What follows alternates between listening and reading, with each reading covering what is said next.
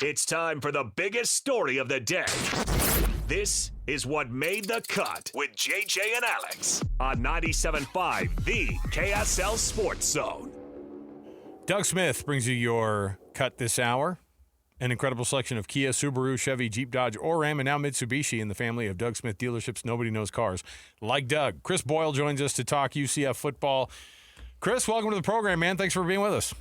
Hey, glad to be there. How you doing? Awesome.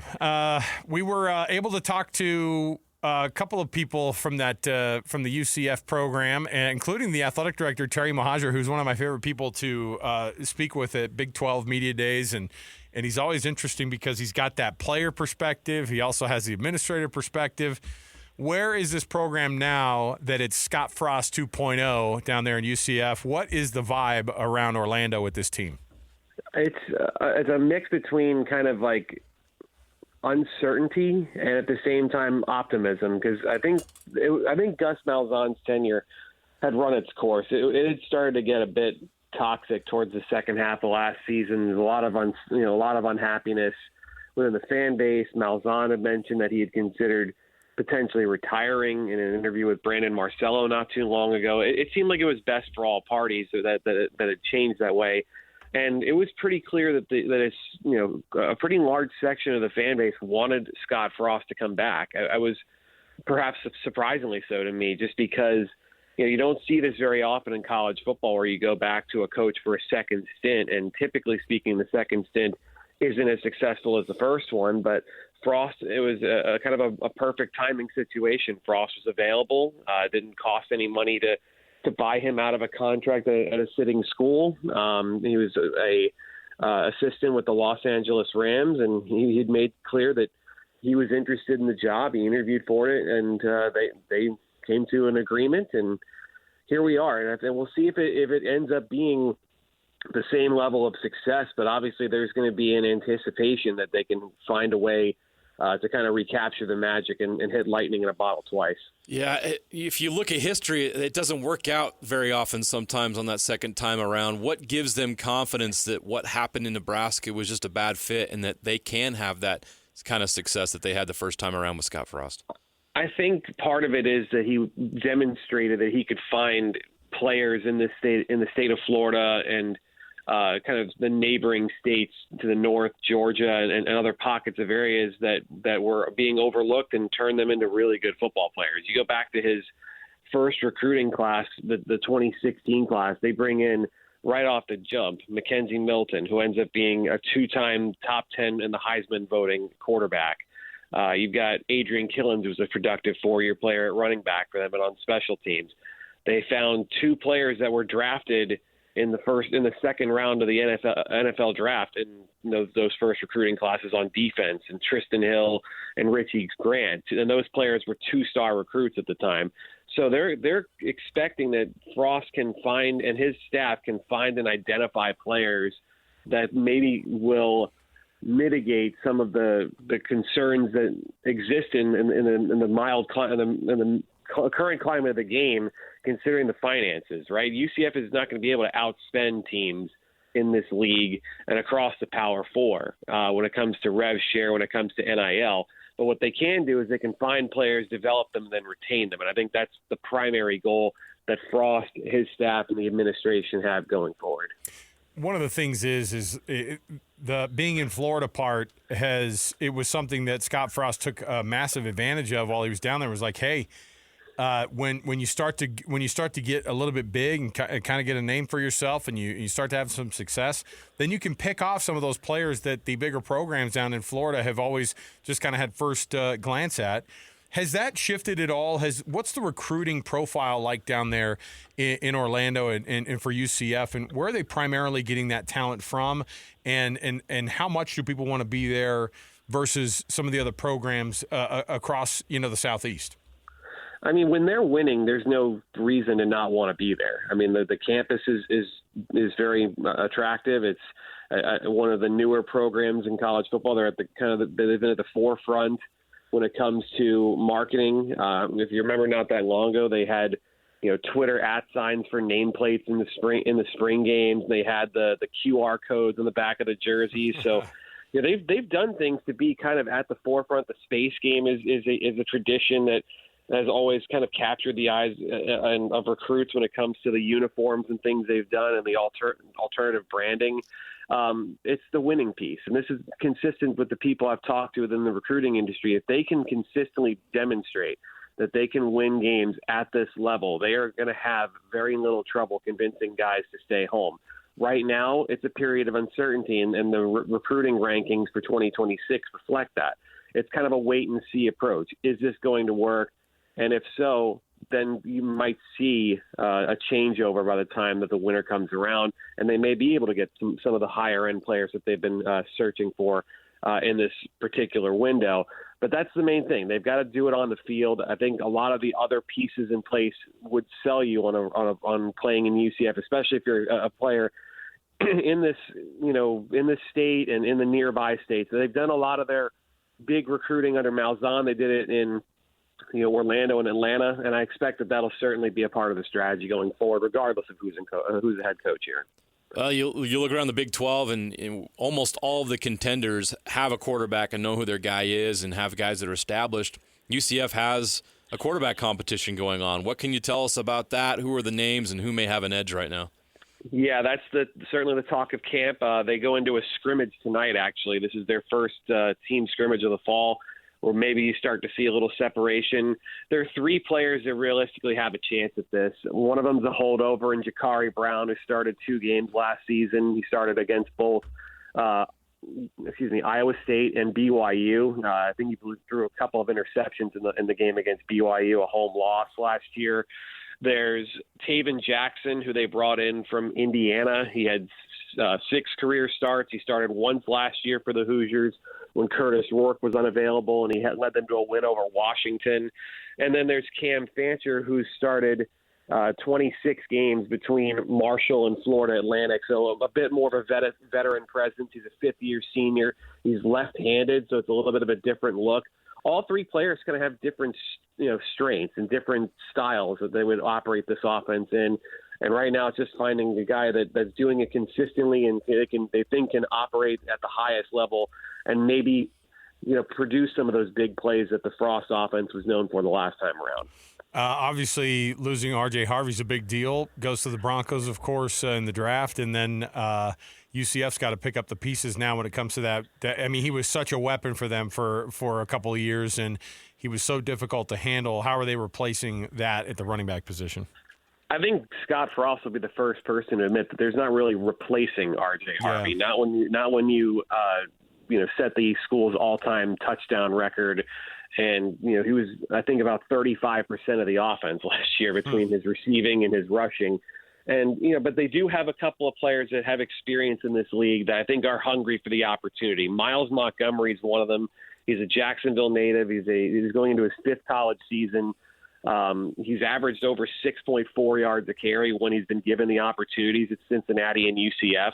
So I do think he's a player that has some explosiveness. He's actually a little bit bigger than Harvey at 5'11", 205, and has some home run speed. And then there's Jaden Nixon, who was an all-MAC first-team choice to Western Michigan last season. The 3 years before that, he was at Oklahoma State. And, he was pretty willing to admit that home game they have against the Cowboys is already circled on his calendar. So I think they've got players at that position. I think the room is actually pretty deep. Stacey Gage is a pretty touted recruit. He's a redshirt freshman. And then they have a true freshman in Tavion Swinton. I think those guys will eventually get the torch. But right now, Montgomery and Nixon are certainly going to be 2 of the biggest players in their offense and 2 of their most important pieces. You look at the schedule, and I've got it right in front of me here. And, obviously that North Carolina game pops in the non-conference, and they get it in Orlando. How do you think the schedule shapes for them as far as trying to get to a bowl game, trying to take that next step in the first year under Scott Frost? What's the swing game maybe that could determine their success this yeir? I think there are 3 swing games, and they're all in the front half of the schedule. North Carolina is one. I think that's their biggest test in the non-conference by a mile. And it's a situation where I think North Carolina, and another swing game I have here is West Virginia, October the 18th. Those are games at home against teams that are in similar situations. They replaced a coach. They overhauled a roster. Nobody's quite sure just how quickly those teams are going to adapt. in West Virginia's case, even more closely identified because they're bringing back Rich Rodriguez, right? Like they're bringing back another guy that had an immense amount of success in his previous tenure with the school. And the other swing game, I think, for them is October 11th at Cincinnati, the 5-5 all-time series. It's kind of their biggest rival as things stand, with South Florida no longer in the picture on an annual basis. Cincinnati's a game that I think they have to get. They have to be able to win that game on the road because November does them no favors. They've got trips to Baylor, Texas Tech, and BYU in the final 5 weeks of the season. I think those are going to be really difficult trips, particularly the BYU trip when you factor in what the weather could be and what the altitude is. It's an entirely different environment. That BYU game coming on the end of the schedule for UCF and BYU both. There's some recent history, obviously, with the Boca Raton Bowl that BYU played UCF in back in 2020, Zach Wilson's final year with the Cougs, and then last year down in Orlando. So 3 out of the 4 matchups in the history of this 4-game series have been played in Florida somewhere, either in Orlando or in Boca Raton. 1 game in Provo was 14 years ago. So yeah, even though these teams have kind of a recent history, UCF coming to Provo doesn't happen very often. So you brought up the factors that every team has to figure out when they come into Provo. What's the estimation that they have of BYU, a team who's been in the conference, not very long, and obviously them and UCF and Cincinnati all coming in at the same time and trying to figure things out. Where is this BYU team match up with UCF this year, you think, here in Provo? Yeah, I think obviously BYU dealing with the quarterback situation, right? Like that makes them a bit more of an unknown. I think we all assumed that Jake Retzlaff would be one of the top end starters in the league, and that situation kind of is what it is. But they will get some intel on BYU. They brought in a long snapper, Dalton Riggs, who started, I think, all but 1 game for BYU last year. So he'll at least have some insight within the program. That'll help to some degree as far as knowing the roster and what to expect with the environment and things like that. But yeah, I know that certainly BYU is at the farthest part of Scott Frost thinking right now, just trying to get through this preseason and get to Jacksonville State first. But it's obvious that this is a team that's always got veteran presence. It's always got talent. I thought BYU, just from an infrastructure and a history standpoint of how well they did against Power 5 teams, especially in the Pac-12, I thought they were best equipped to go into the league. And last year kind of demonstrated that they were able to, take that leap, whereas UCF took a step backwards. So I think on the whole, UCF will certainly have the utmost respect, and they'll know exactly what BYU is capable of doing, considering just a year ago they came into here and kind of ran away with it. What's the realistic expectation for UCF this season? I think the hope and the expectation is to make a bowl game. I think there are games on the schedule that they should win. The first 2 games, I think they can definitely get off to the right on the right foot. That stretch in between, late September, mid-October, I think is pivotal. That they win a few games there. You can jokingly almost count the Space game as a win considering their history in it. They play Houston on November the 7th. In the Space games, they're 8-0 with an average margin of victory over 30 points a game. Wow. So you almost kind of check that one off as a win, no matter who they're playing. Why is that? What's that about? It doesn't make any sense. 2 years ago, they played Oklahoma State, and Oklahoma State was 15th in the country. They were down near the bottom in the country in run defense, and Ollie Gordon was winning the Doak Walker Award that year, and UCF beat them 45-3. So it doesn't make any sense, but for whatever reason, the fans and the players just turn up a little bit extra on that game, and the results have spoken for themselves. But yeah, I do think that they can get to 6 wins. I think it's a possibility. The over-under has been consistently around 5.5. And that's the great thing about this league, right? Nobody knows. We didn't have any sort of inclination that Arizona State was going to win the league last year when they were picked to finish last in the preseason poll.